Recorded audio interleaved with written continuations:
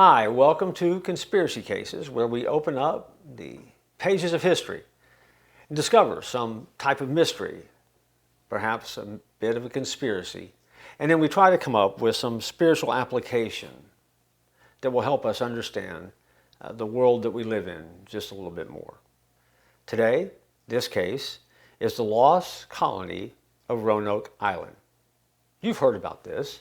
This has been covered by cable television broadcast, from In Search Of broadcast, from History Channel broadcast. And here's the story, if you're not familiar with it. 20 years before England established its first successful colony in the New World, an entire village of English colonists disappeared in the area of what would later be known as North Carolina. Did the pioneers all perish? Did Native Americans capture them? Did they get absorbed and join a friendly tribe? Could they have left descendants that live among us to this day? To understand the story, we start with timing. Timing is everything. Talk about bad timing. As far as John White was concerned, England couldn't have picked a worse time to go to war. It was November 1587, and White had just arrived in England from the New World.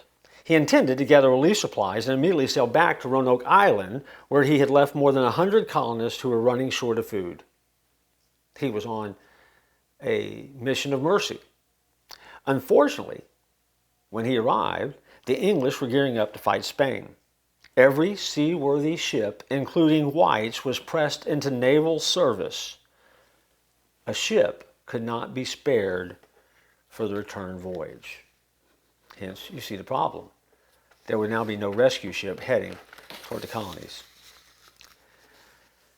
When he finally did make it back to North Carolina as we know it today, he found that Roanoke Island lay completely deserted.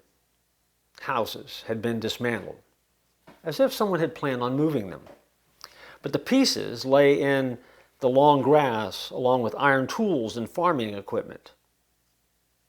A stout stockade of logs stood empty. White found no sign of his daughter Eleanor, who was there, her husband Ananias, or their daughter Virginia Dare, the first English child that was born in America. None of the 87 men, 17 women, and 11 children remained. No bodies, no grave sites offered clues to their fate. The only clues, if they were clues at all, that White could find were the carved letters C-R-O carved into a tree and the word Croatoan carved into a log of the abandoned fort. All White could do was hope that the colonists had been taken in by friendly natives. Croatoan, also spelled Croatan, was the name of a barrier island to the south and also the name of a tribe of Native Americans that lived on the island. Unlike other area tribes, this tribe had been friendly to the English newcomers, and one of them, Manteo, had traveled to England with earlier explorers and returned to act as an interpreter for the Roanoke colony. Had the colonists, with Manteo's help, moved to Croatoan? Were they safe? Were they among friends? White tried to find out. But once again, bad timing made his timing rotten. He arrived on the Carolina coast as a hurricane bore down on the region. The storm hit before he could mount a search. His ship was blown past the Croatoan Island and out to sea. And although the ship and the crew survived the storm and made it back to England, White was struck again. He tried, reportedly, but could not raise the money to fund a return trip back to look for his family and the survivors. What happened to this group of people? That was the question that continued to burn. White had left them, and when he returned, they were gone. In 1607, Captain John Smith and his company established the first successful English settlement in North America at Jamestown, Virginia.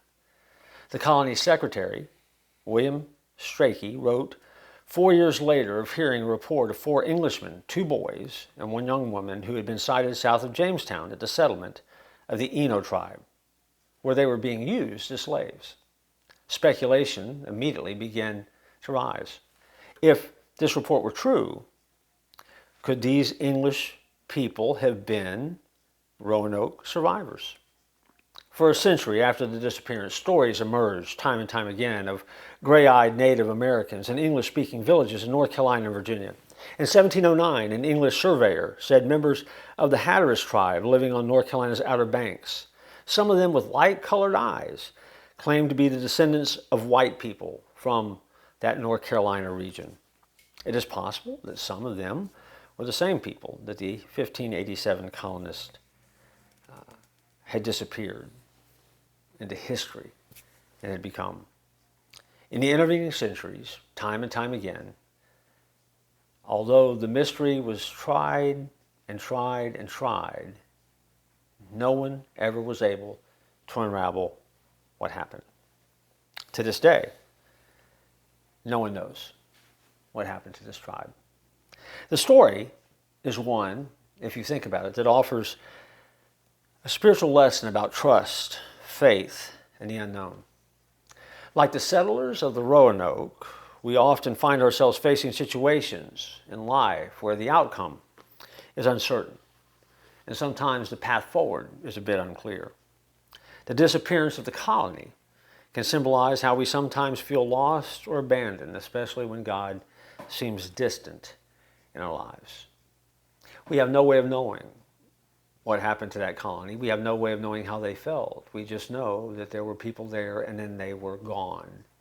And the clues that were left behind, they were not really clear, although they did give a hint that something had happened. God often in our life will leave us clues or messages, even in the most perplexing situations. Remember what it says in Proverbs 3, 5, and 6. Trust in the Lord with all your heart. Lean not on your own understanding. In all your ways, submit to Him and make your path straight.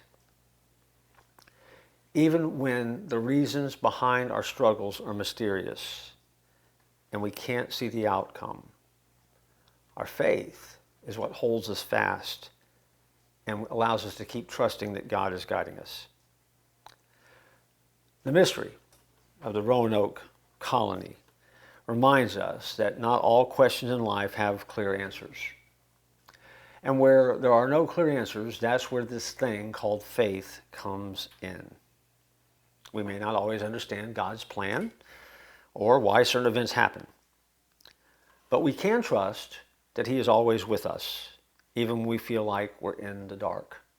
Our journey may sometimes be marked by uncertainties, by unexpected, and by unexplainable things.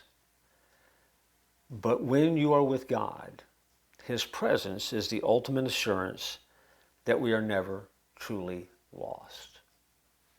And so, while we may never know what happened to that Roanoke colony, we can learn lessons that apply to our life today in those moments when we feel most lost.